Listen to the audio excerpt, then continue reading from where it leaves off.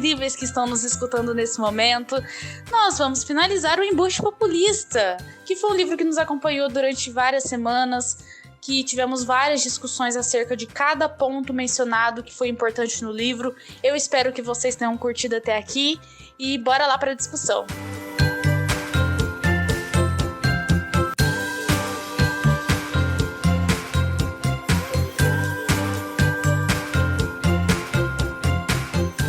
Hoje nós vamos encerrar o livro.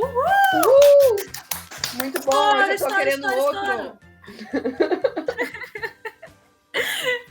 Bom, gente, a gente vai encerrar esse livro maravilhoso hoje. A Thay vai falar mais um pouquinho sobre os autores e sobre os 2 primeiros capítulos da terceira parte.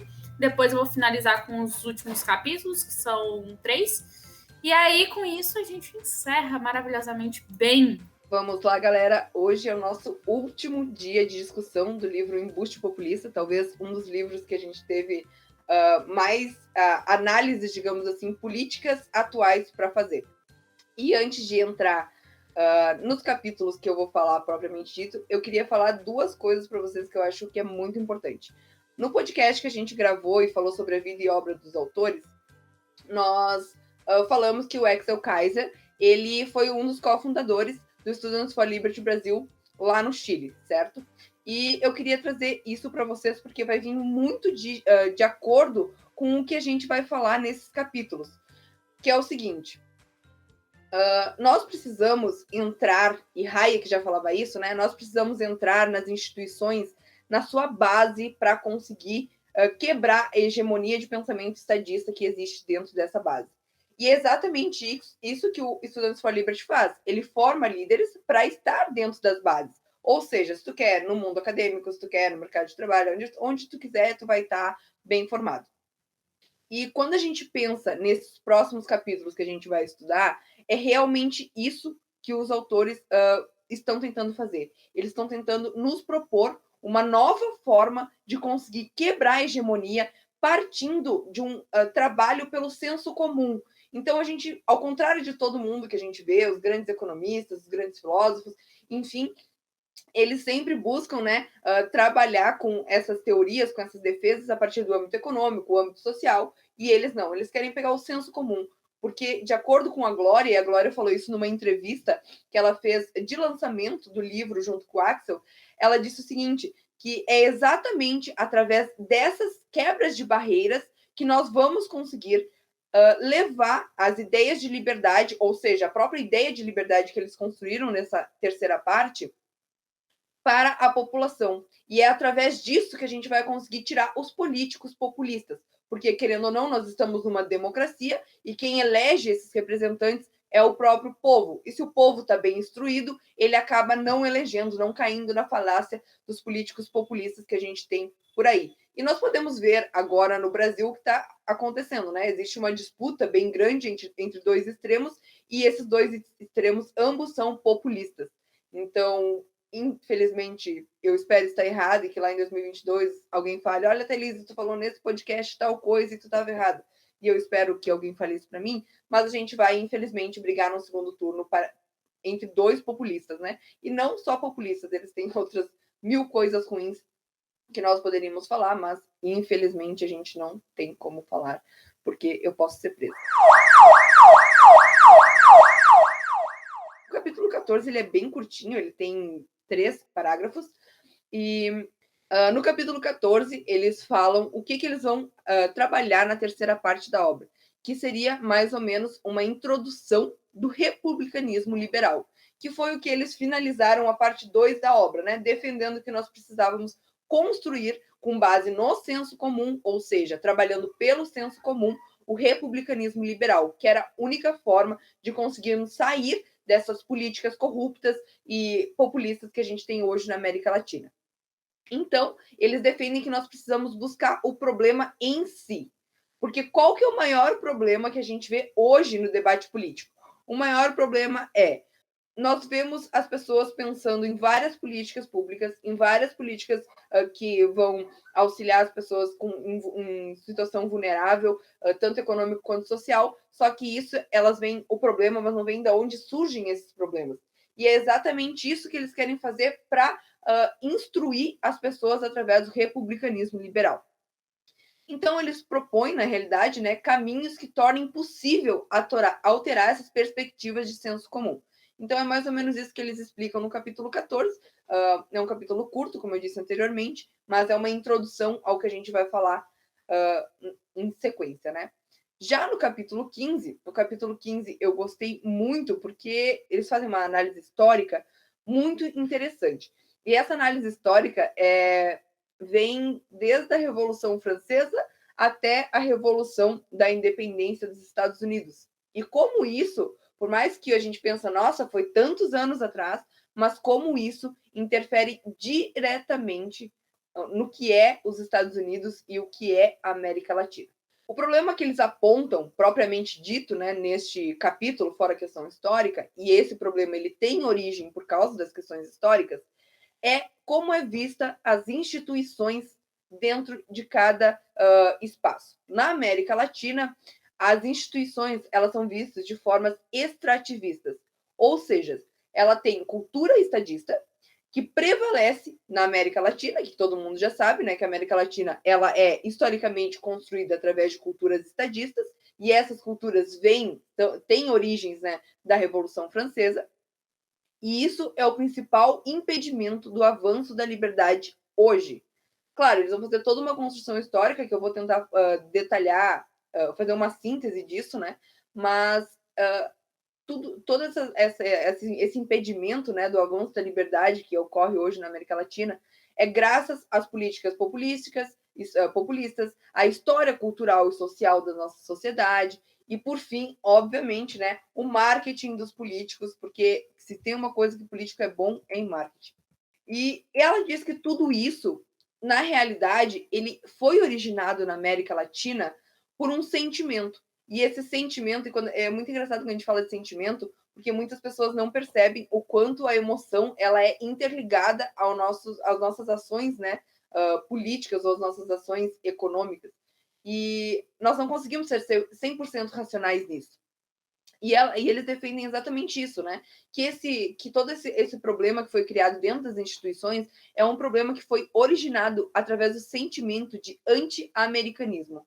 Exatamente esse termo que eles usam. Ou seja, toda a América Latina vê os Estados Unidos como se fosse um monstro, como a gente sempre brinca, né, nos encontros que o capitalismo é malvadão, a gente troca agora. O malvadão é os Estados Unidos.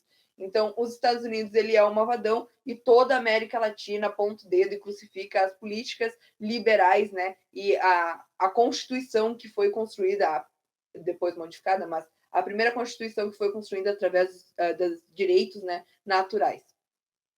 Então, mesmo assim, os autores defendem, mesmo depois de tudo que está acontecendo nos Estados Unidos, e que a gente já debateu várias vezes sobre isso, os autores defendem que os Estados Unidos eles são o maior exemplo hoje de liberdade, mesmo com todos os problemas. Por quê? Porque eles têm instituições inclusivas, contrário ao que acontece na América Latina. E essas instituições inclusivas, elas permitem que o avanço da liberdade ocorra em todas as esferas. Ou seja, a gente só não tem liberalismo econômico lá. A gente tem liberalismo social, a gente tem todos os liberalismos. Por isso que é considerado o exemplo de liberdade. Só que, como eu falei antes sobre a questão histórica, né? A questão dos Estados Unidos serem constituídos através dessa base de liberdade tem a ver, na realidade, com o histórico da sociedade e como construiu as diferentes instituições dentro dessas diferentes regiões, ou seja, como que foi a história da construção da sociedade norte-americana e da sociedade latino-americana. A diferença histórica principal entre ambas é que os Estados Unidos ele tem forte influência da Inglaterra. E como a gente sabe, a Inglaterra foi o berço, né, do que conhecemos hoje como liberdade. Já a América Latina tem tradição francesa, que sempre privilegiou o poder do Estado e a dependência do indivíduo. Inclusive, nessa parte, ela fala sobre o contrato social de Rousseau, né, o quanto ele faz tira a independência do indivíduo e privilegia as políticas estatais. Mas o problema em si de tudo isso, né, é em vias revolucionárias, porque ambos, tanto os norte-americanos quanto os latino-americanos, eles têm vias revolucionárias. Só que os americanos, eles se revoltaram para limitar o poder do Estado, porque eles não aceitavam essa interferência, porque eles sabiam que o que estava acontecendo era errado, que era contra a natureza do ser humano. Só que a América Latina foi contrário a isso. Ela se revolucionou juntamente com os princípios da Revolução Francesa, que buscava dar mais poder ao governante. Então, a maior responsável, digamos assim, pela liberdade dos norte-americanos é a tradição anglo-saxã, que sempre incentivou que os indivíduos buscassem a felicidade, solucionassem seus problemas, limitassem o poder do Estado e assim sucessivamente fossem livres, né? Só que toda essa liberdade que os Estados Unidos tiveram, e por mais que muitas pessoas que dizem, nossa, mas nos Estados Unidos a pobreza é gigantesca, porque as pessoas não pensam em ajudar o próximo. Teve estudos que saíram, e esses estudos eles falam nesse capítulo, que mostraram que toda essa liberdade que tem dentro dos Estados Unidos tornou os indivíduos norte-americanos mais benevolentes. Ou seja, eles buscavam tarefas que seriam úteis para a sociedade, para resolver problemas para as sociedades, e eles entendiam que essa tarefa, digamos assim, voluntária, para auxiliar o outro, na realidade são tarefas que não transformam eles em escravos, mas que sim auxiliam na prosperidade, né, do país e auxiliar as pessoas que requerem oportunidade ou que precisam de ajuda, né, seja financeira, seja social, seja de saúde, é uma forma de auxiliar com o desenvolvimento do país. Então, por isso, durante muito tempo, e se eu não me engano, o último estudo que saiu agora de 2019 permanece, os Estados Unidos são considerados os que mais auxiliam os necessitados. Claro, a gente está falando dos necessitados norte-americanos, não estamos falando da interferência dos Estados Unidos em outros países.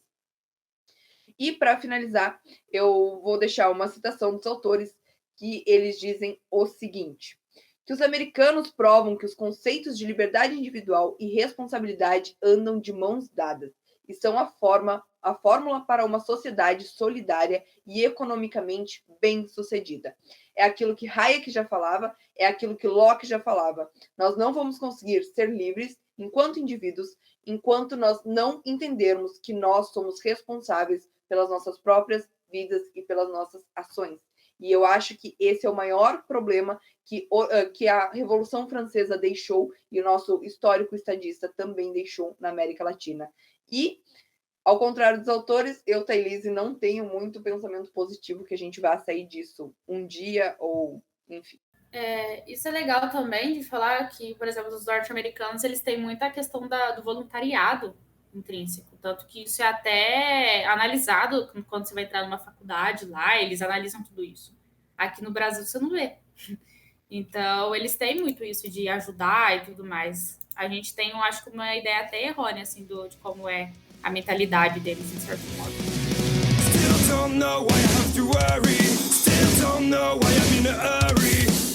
Mas vamos lá, eu vou falar os tópicos para vocês dos últimos capítulos que a gente vai discutir do livro. E esses capítulos, eles pegam como base tudo que eles falaram no livro e falam assim, olha, beleza, qual que é a tática que a gente vai aplicar, o método, o que a gente vai fazer agora. Para conseguir chegar no nosso grande objetivo, que é o republicanismo liberal, que a Thay até falou, que foi dito no capítulo 14 e o 15. Então tá, a gente viu que na primeira parte do livro eles mencionam que a gente tem algumas ideias muito ruins que são enraizadas assim na América Latina, que seria aquele complexo de vítimas, quando a gente tem ódio à liberdade, idolatra o Estado, as ideias também populistas que pregam democracia, a gente sabe que eles não estão pregando muito isso, a questão da obsessão igualitária, então tudo aquelas ideias ruins que foram ditas nos primeiros capítulos do livro, eles vão tentar falar, pô, beleza, então essas raízes são ruins, é isso que faz a gente votar depois em políticos ruins e fazer com que a América Latina fique esse lixo. Então, o que a gente tem que fazer para mudar isso? E, na opinião deles, é mudar esse senso comum. Então, o capítulo 16, ele já começa com os autores, eles começam falando assim, como que seria a estratégia para alcançar esse novo senso comum.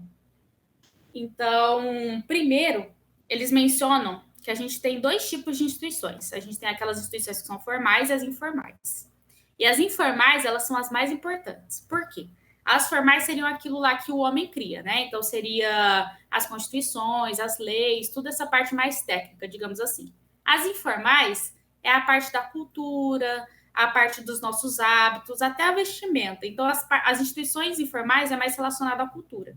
E por que elas são mais importantes? Porque se você não tem isso bem construído com os valores que você quer num sistema, esse sistema não vai funcionar. Eles trazem até o exemplo da tentativa de colocar uma democracia ocidental no Afeganistão, e que não deu certo. E eles falam o motivo, né? Porque eles têm uma tradição mais tribal. Então, por eles terem essa tradição mais tribal e um pouco de... Eles não têm tanta simpatia pela democracia em si, por valores mais liberais, não adianta você chegar lá e tentar à força colocar uma democracia que a própria sociedade não compra essa ideia.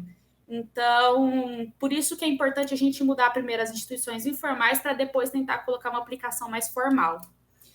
Diante dessa ideia, eles falam que a gente precisa mudar esse senso comum da sociedade e seria por meio da academia, por meio da cultura. Também seria interessante ter empresários como apoiadores, porque aqui eles também citam, né, que às vezes a gente tem empresários que apoiam ideias que são contra, às vezes, o capitalismo. Então, tipo, eles apoiam ideias que vão destruir eles depois. E isso é muito engraçado, porque a gente realmente vê isso. Então, mas como que é importante a gente também ter esse apoio dos empresários? Então, como que funcionaria na prática? Esses empresários, eles apoiariam de modo financeiro e também até como apoiadores no geral, a academia, os intelectuais, a cultura como um todo, na difusão dessas ideias. E depois a gente teria um político que representasse essas ideias. Então, a gente trabalharia com todas as esferas. E eles citam até uma parte lá do Hayek, que ele fala que os políticos, eles não são em si líderes. Os políticos, eles são seguidores das ideias que estão na moda. Então, a partir do momento que você muda o pensamento, a cultura de uma sociedade, vai ficar na moda aquele pensamento, digamos assim, e aí você tem um político que vai apoiar essas ideias. Então, não adianta você só colocar um político lá liberal se você não coloca na sociedade uma ideia liberal. Aí, esse exemplo ele foi seguido por alguns países que eles citam, né? Que seria a Inglaterra, a Suécia e a Guatemala. A Inglaterra foi na época da Margaret Thatcher, que eles citam que o Anthony Fisher, ele foi o fundador, né, de um instituto muito famoso lá, que tem a sigla IEA, e ele foi influenciado pelo Hayek. Então, ele criou esse instituto, e esse instituto ajudou a popularizar as ideias liberais naquela época na Inglaterra. E isso influenciou a Margaret Thatcher, que seguiu a via política, e ela, como política ali, né, no meio político, conseguiu aplicar essas ideias que veio da academia. Então, veio da academia as ideias, ela pegou essas ideias e conseguiu aplicar, mas primeiro teve que vir da academia. Então, foi isso que aconteceu. E salvou a Inglaterra. Ela mesma fala que foi por causa desse instituto que a Inglaterra foi salva. Isso é muito bacana. Na Guatemala também teve uma universidade que foi fundada por um empresário e foi com a mesma ideia. Então a gente tem que mudar o pensamento na academia, popularizar a ideia e, consequentemente, mudar a política. E eles fizeram isso na Guatemala, tanto que hoje as ideias liberais lá são um pouco mais difundidas do que era há décadas atrás.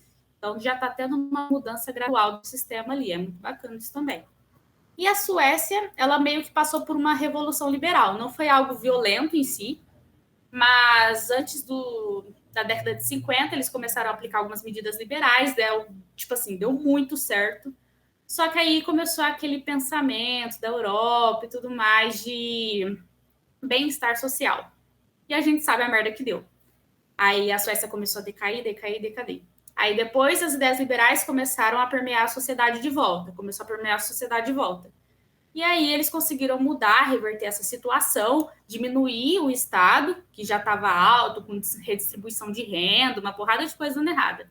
Eles conseguiram reduzir isso, melhorar ali a situação, e hoje a Suécia é um dos países mais livres do globo. Então, isso foi uma mudança assim, gigantesca no país que já passou por todos os estágios, digamos assim. Aí no capítulo 17, eles começam a falar de como que seria a tática. Então, antes foi a estratégia, agora, como que a gente vai atacar, como que vai ser a tática. E essa tática, ela deve ser aplicada da seguinte forma. A gente tem que criar uma marca. E como que a gente cria uma marca? A gente precisa de uma pessoa ali que demonstre o que a gente pensa. E eles trazem até uma crítica. Os liberais, eles tendem a ser muito formais no modo como se expressam. A gente tá lá todo com uma roupa formal, falando de um modo muito culto, e isso não chega para as pessoas, não atrai as pessoas. Porque, principalmente na América Latina, a gente é muito emocionado, a gente gosta de discurso bonito. Então não adianta a gente ir lá falar de coisa técnica que a gente não vai vender nossa ideia. E ela também cita, por exemplo, Che Guevara, que foi um cara, digamos, bonitão ali, que conseguia chamar atenção, que tinha um ar de idealizador e tal. Então, pô, quem olhava ficava, nossa, que cara foda. Então é isso que está faltando para o movimento liberal, que eles acham. A gente precisa criar uma marca, a gente precisa colocar pessoas diferentes para passar o que a gente pensa. E de um modo mais simples, popularizando, colocando mais claro ideias econômicas, ideias mais técnicas que as pessoas não vão entender. Aí eles mencionam isso, como que isso é importante.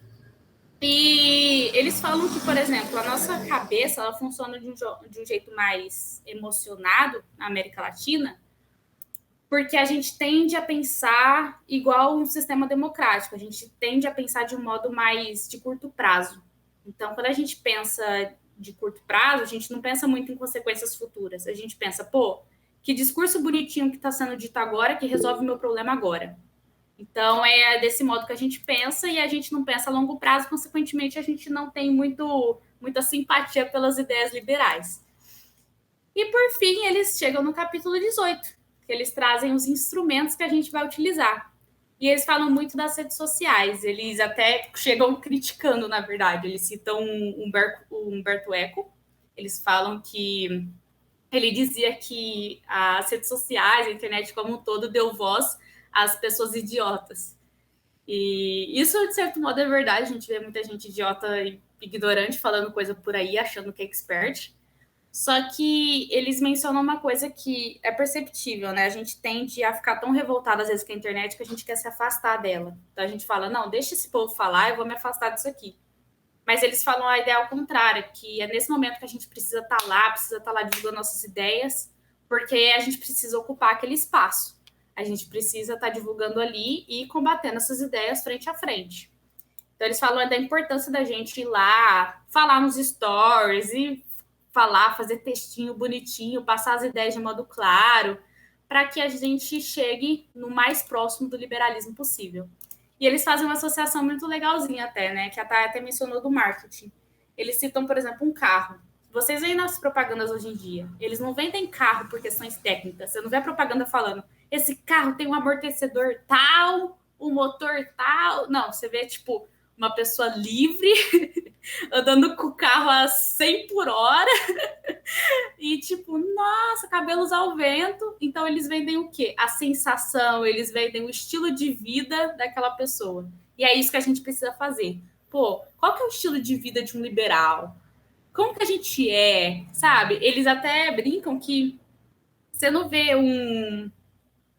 que eles falam, você não vê umas pessoas meio alternativas falando de liberalismo. Você só vê o pessoal de terno e gravata falando de liberalismo. E é uma falácia, porque tem vários hipzão assim no liberalismo. Agora você vê, mas tipo assim, é uma coisa que eu tava. Até o cara que eu fiz lá o podcast, ele tava falando que realmente, tipo, quando ele ingressou no movimento liberal no início, aqui quando tava chegando no Brasil, era tipo, todo mundo estudante de economia que só falava disso, vestia terno e gravata. É isso. Exatamente. Não que isso seja errado, mas a gente precisa mostrar que ser liberal você pode ser de todos os tipos possível, ter o seu estilo, você pode gostar de vários tipos musicais, se vestir de vários jeitos, e é isso que eles querem pregar. Então, é assim, gente, eles falam ali a estratégia que a gente tem que seguir, então a gente tem que mudar esse senso comum, falam da tática, que a gente tem que ter uma linguagem mais acessível, tem que representar mesmo que o liberalismo vale para qualquer pessoa, que a gente está buscando coisas boas, e a gente tem que usar o instrumento que seria as redes sociais, as tecnologias, para difundir essa ideia. E aí, não estava no nosso cronograma, mas eu trouxe dois trechos do epílogo, que eu acho que é legal. Eles falam, a verdade é que idolatria dos populistas pelo Estado é incompatível com a valorização do indivíduo como agente digno, capaz de projetar seu plano de vida e perseguir seus fins de maneira responsável. Além disso, suas propostas de refundação São delírios ideológicos cujos custos eles transferem para terceiros, enquanto vivem cercados de luxos e fora do alcance da miséria que fabricam para todos e para os outros. É bem legal essa parte, tá na página 292, quem quiser. E tem uma outra, tá na página seguinte, que eles falam: a tarefa hercúlea de mudar as mentes e consciências das pessoas é a única coisa que possibilitará superar o subdesenvolvimento e a miséria econômica, social, política a que os populismos nos condenam. Eu queria fazer alguns apontamentos sobre o que tu falou, Esté, porque, olha só, né? A gente está falando sobre levar as ideias de liberdade para as pessoas, né? E querendo ou não, a gente tem que focar no público jovem, porque são as próximas gerações. E se nós olharmos tudo que está escrito nessa obra, tanto defendido pelos autores, né? Quanto é difundido pelas próprias pessoas que leem essa obra, a gente vê uma coerência gigantesca, porque tanto a Glória quanto o Axel, eles fazem esse trabalho direto, né? A Glória tem um baita de um canal de rádio que sei lá eu quantos mil jovens escutam ela. Tá, um bando de mini capzinho, assim, né? Mas... Ai, cale-se, cale-se, cale-se, você me deixa louco! Mas, Luiz, desculpa, não era a intenção falar Você mal tá vendo? Não, Luiz, olha, eu tô falando pra ti, eu vou banir os gaúchos. Eu não suporto mais. Infelizmente, Stephanie, tu não sabe viver sem os gaúchos na tua vida. E isso é um fato, né? E a gente não tem como argumentar contra fatos. Retornando, né, ao autor, e o Axel a mesma coisa, né? Não apenas levar o SFLB para o Chile, mas o trabalho que ele faz no Instituto do Hayek lá é gigantesco, né? Conseguir levar. Uma coisa que talvez eu discorde dos autores é que os liberais levam grandes palavras e grandes conceitos. Eu acho que isso é uma generalização muito forte. Tem liberais, se a gente pegar, por exemplo, o Brasil, né? Se a gente pegar uma palestra da Catarina Rocha Monte, cara, vai ter conceito filosófico do começo ao fim, entende? Agora tem outros que não fazem isso. Nós tivemos quantas palestras dentro do Damas que isso não aconteceu, né? Que as pessoas conseguiram levar a ideia do liberalismo com uma linguagem mais acessível, digamos assim. Mas voltando sobre as questões de redes sociais, eu também estou de acordo completamente com o autor. Eu acho que a gente até conversou isso, acho que no encontro passado ou retrasado, não lembro, né? Que todo mundo fala, mas tem muita gente produzindo conteúdo. Não tem poucas pessoas. Ainda mais liberais. Se tu jogar ali, por exemplo, hoje é aniversário do Paulo Freire, joga ali Paulo Freire e vê quantas pessoas, quantos liberais tem falando algo sobre Paulo Freire e quantas pessoas, digamos, de esquerda ou defensores do Estado tem defendendo Paulo Freire. Então, eu acredito que a gente tem um número muito pequeno e, enfim, eu acredito que levar políticos não seja uma boa solução e Paulo Guedes é um grande exemplo vivo disso, mas quem sou eu para discordar de Glória Álvares e Axel Kaiser, né? Tanto que isso que você falou de que os liberais usam grandes palavras, tanto acho que é muito generalizado também, porque se a gente for olhar para os marxistas, nossa, o tanto que eles falam dialética a cada, sei lá, ou um minuto. Então, acho que mais do que essa questão de utilizar mais essas palavras é a questão do volume de pessoas que estão nos espaços em que eles não precisam utilizar essas grandes palavras. E os espaços que nós estamos ocupando, eu estou utilizando um linguajar muito, assim, aquele linguajar chato de universidade, mas é isso. Espaços que nós estamos ocupando são espaços que, às vezes, necessitam desse tipo de linguajar. Então, ocupar espaços que não necessitam necessariamente desse linguajar, acho que é muito importante. E que, nesse caso, ela está generalizando. Na realidade, no final, eu tô certa de novo, né? Mas, enfim. Eu acho que, na verdade, é que se você pegar pessoal mais, que vocês falaram, é que pessoal mais velho, que entrou no movimento virar mais velho, eles falam o mesmo discurso que a Glória e o Axel falam. Todos eles mesmo. Eles falam que antigamente, de fato, era muito padrãozinho quem era liberal. É que agora que está diversificando o pessoal. Mas, na verdade, não era assim. Então, talvez, na época que também eles escreveram o livro, eu estava até pesquisando a data específica, que eu esqueci. Mas talvez a época que eles escreveram o livro ainda estava nesse grupinho fechado de pessoal tudo igual. Só isso como justificativo. Mas eu também não acho muito legal você generalizar também o movimento como um todo. Mas eu digo isso porque também, quando eu fui entrar no movimento liberal, comecei a estudar sobre liberalismo, as pessoas que eu via nos grupos eram muito esse padrãozinho mesmo. Tanto que eu pensava, pô, eu vou entrar no grupo, eu não estudo economia. Eu vou ficar perdida. E aí, quando eu cheguei, eu vi que não, tinha gente de diversas áreas, todo mundo misturado, mas eu só fui descobrir isso depois de eu entrar. Mas eu tive, sim, um pouco de receio antes. Na minha cabeça, de fato, as pessoas que faziam economia, elas... Era automático as pessoas seguirem mais o movimento liberal, de alguma forma. Só que aí depois que eu descobri que tinha comunista estudando economia, aí eu falei assim, uai, é bem difícil. O meu namorado até costuma brincar que ele fala que o pessoal que é comunista quando estuda economia costuma ter um pouco de dificuldade nas aulas que envolvem matemática, porque a conta não bate. Mas é bem isso. Uma coisa que eles falaram que eu achei legal é essa parte da gente pensar a curto prazo mesmo, porque eu não sei, eu me pego fazendo isso às vezes. Quando eu vou escolher os políticos, assim, eu vejo, beleza, aqueles que vão mais com a ideia que eu prego. Só que, ao mesmo tempo, eu tenho muita dificuldade de pensar, por exemplo, ele vai aplicar isso, mas peraí, isso que ele vai aplicar vai dar uma consequência tal, porque de alguma forma, na minha cabeça, eu já tô definida que eu sei que, mesmo que a pessoa que eu escolhi entrar, daqui 4 anos vai mudar, e a pessoa que vai entrar vai ser o contrário das minhas ideias. Então, realmente, a gente é forçado a pensar em coisas de curto prazo. A gente é obrigado a pensar ali, ó, beleza, o que eu posso escolher aqui que vai dar um resultado em 4 anos e que depois vai ser destruído? Que eles falam ali, que realmente a gente é obrigado a pensar dessa forma, porque a gente sabe que depois daqueles 4 anos vai mudar tudo, e é isso, não vai adiantar nada o que a gente escolheu. Sabe que tu estava falando agora a questão de 4 anos, né? Mas na parte 2 da obra, os autores eles defendem essa questão, né, do político, de nós conseguirmos seguir com uma sintonia, digamos assim, ou uma harmonia, né, dentro dos poderes. Só que daí é uma coisa que eu me questiono agora, porque a gente já terminou a obra, e eu também senti um pouco de falta dos autores de entrarem mais o que seria esse republicanismo liberal. Tipo, ok, republicanismo liberal, mas como que tu quer construir isso, né? Então, é exatamente como a gente constrói essa própria harmonia dentro do meio político. Porque se nós formos analisar, por exemplo, a educação, para ter um resultado bom, digamos assim, dentro da educação, nós precisamos de uma política que pelo menos dure 10 anos. E isso não existe no Brasil, entende? Poucas políticas duraram mais de 10 anos. E daí as políticas eram tão ruins que o resultado foi muito ruim. Então, nós não temos isso. E eu senti um pouco de falta nisso na obra. Eu acho que a gente poderia fazer um evento com a Glória, e daí a gente questiona essas coisas para ela.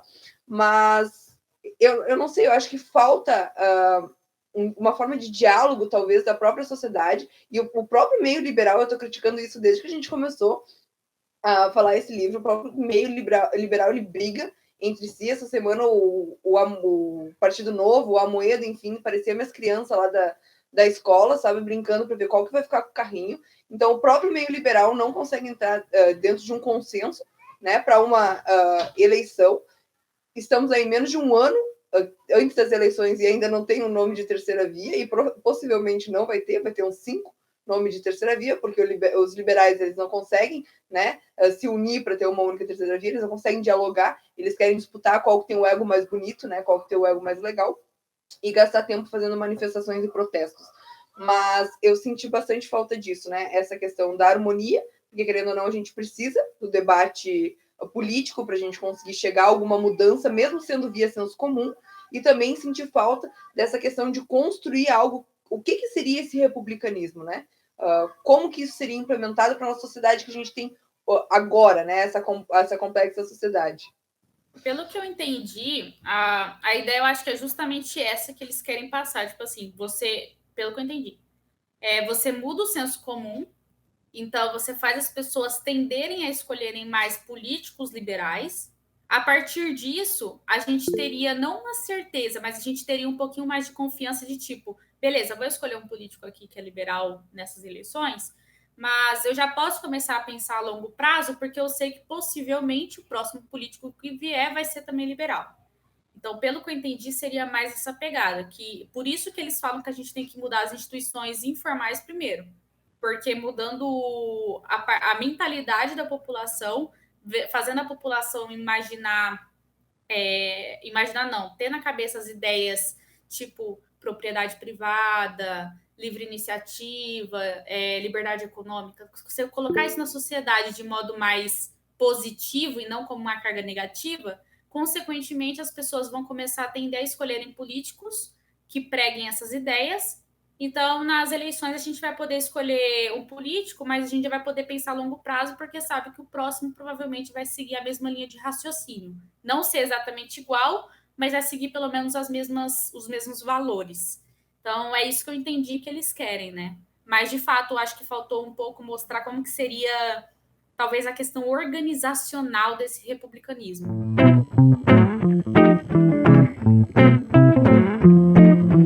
Olá, ferrinhos. Tudo bem com vocês? Aqui é Gustavo e eu vou interromper a programação para um recado muito importante. Eu sei que o episódio está muito bom, mas você já segue o Clube Damas de Ferro nas outras plataformas? Siga @c.damasdeferro em todas as redes sociais. E se gostar, compartilhe e apresente a alguém que queira conhecer mais das ideias de liberdade a partir das grandes autoras liberais.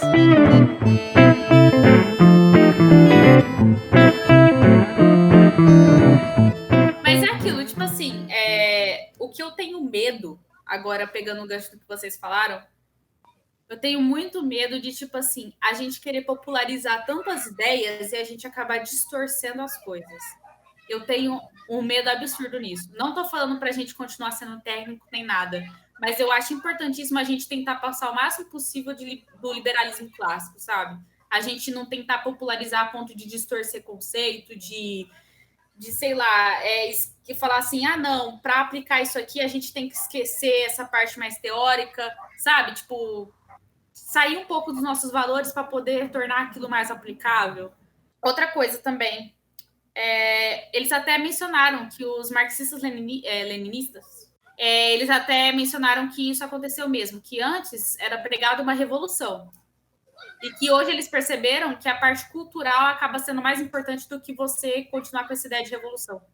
Porque é mais fácil é mais efetivo você ir por essa mudança de pensamento no âmbito cultural, porque você deixa aquilo permear por mais tempo, do que você chegar revolucionando tudo e revolução do proletariado, e é isso aí. Então, eles mesmos falam mesmo que é por esse caminho. E que deu certo com eles, porque eles são bons, igual a Thalys falou de marketing, e agora eles querem seguir pelo mesmo caminho. Só que assim, a gente tem que tomar cuidado com esse marketing, cara. Eu realmente tenho muito medo, porque às vezes eu vejo aí uns marketing que eu fico, peraí, isso aí é muito coisa de pessoal de esquerda fazer. Aí eu fico, tudo bem, tranquilo. Mas é a minha opinião, o que vocês acham? Ô, Esté, é muito interessante que tu falou a questão dos valores, né? Mas o que foi as manifestações dia 12 de setembro? Vamos abrir os braços para esse do B aqui manifestar junto com a gente, liberais, porque eles não querem eleger Lula, né? Imagina, né? Eles querem uma terceira via, assim como nós, então vamos nos unir com eles. Por favor. Mas isso, para mim, é uma vergonha absurda. Daí depois eles vêm me falar de valores. E daí, desculpa, mais uma vez eu vou criticar o Livres, e daí me abre votação para ver se vamos participar da manifestação dia 12 de outubro. Poxa vida, gente, vocês estão vivendo em qual mundo, em qual sociedade? Qual que é o problema de vocês? Cadê o mínimo de coerência entre o que vocês defendem? Desculpa, Stephanie, mas eu precisava falar isso. E é verdade. Eu sempre trago uma polêmica, eu tenho que começar a me controlar com isso. Bom, em resumo, o Embuste Populista traz em sua primeira parte toda a questão histórica da América Latina que faz com que a população acredite facilmente em um populista. E tudo que constitui a mentalidade de um populista. Como que eles pregam a ideia, por onde eles costumam seguir, os meios que eles traçam, as místicas que eles criam a partir de certos conceitos e certas palavras, e como a linguagem e a cultura são muito importantes nesse aspecto. Além disso, também a academia. Então, em vários setores da sociedade, o quanto isso é influente, como a ideologia ela é propagada ao longo da história. Tudo isso é dito na primeira parte. Na segunda parte, eles pegam essa tática usada por vários populistas, principalmente de esquerda, e vão quebrando isso, mostrando como que eles fizeram para chegar lá, o que a gente pode usar como forma de combater, né, de contrapor ao que eles fizeram. E nessa terceira parte, eles falam da via que a gente pode seguir, né? Então, tá bom, acabamos com toda essa questão do populismo. E agora? O que a gente faz? E é aí que eles colocam o republicanismo liberal, que seria a via que eles acham que seria boa para a sociedade. E eles falam que esse republicanismo liberal ele seria conquistado a partir das instituições informais, que seria a questão da cultura, da linguagem popular, de você de fato chegar nas várias camadas da sociedade e colocar de fácil acesso as ideias que você quer propagar. Nesse caso, as ideias liberais, para que desse modo isso se torne tão popular entre as pessoas, tão senso comum, como eles dizem, que depois um governo liberal seja mais fácil de ser aplicado. E é isso que eles vão falando ao longo da terceira parte. E o livro ele se encerra com algumas colocações acerca de alguns países que conseguiram fazer essa reversão usando essas instituições informais. E também no epílogo eu sugiro que vocês leiam aqueles 2 trechinhos que eu citei que são muito importantes. É isso. E assim nós encerramos o Embuste Populista. Foi um livro muito bem escrito, com várias referências. Isso é importante porque você vê que eles estudaram muito, que eles trouxeram muitos exemplos que dão embasamento para cada ideia que eles colocaram no livro. E como essas ideias, elas podem ser facilmente colocadas no nosso cotidiano. Então, assim, o Axel Kaiser e a Glória Álvares fizeram um brilhante livro. E a gente encerra ele agora.